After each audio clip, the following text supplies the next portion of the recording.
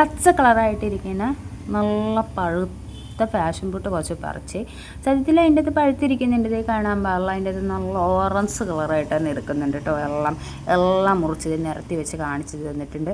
ഇനി ആർക്കും ഒരു സംശയം വേണ്ട, പച്ച കളർ പഴുത്ത് കണ്ടാലും അകത്ത് കുറച്ചൊക്കെ പഴുത്തിട്ടുണ്ട്. അതിൻ്റെ ലക്ഷണമാണല്ലോ ഈ ഓറഞ്ച് കളറ്. അത്യാവശ്യം അതിൻ്റെ അകത്ത് നിന്ന് കിട്ടിയ സംഭവങ്ങളാണ് കേട്ടോ ഇതൊക്കെ. അത്യാവശ്യം വെള്ളമൊക്കെ അതിൻ്റെ അകത്ത് കിട്ടിയായിരുന്നു.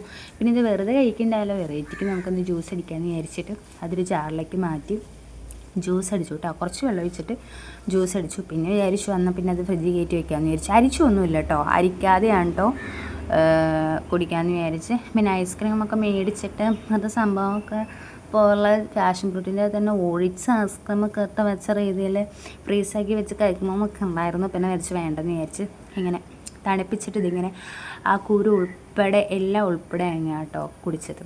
അത്യാവശ്യം കുഴപ്പമില്ല, നല്ലതാണ്, നല്ല ടേസ്റ്റും ഒക്കെ ഉണ്ടായിരുന്നു കേട്ടോ.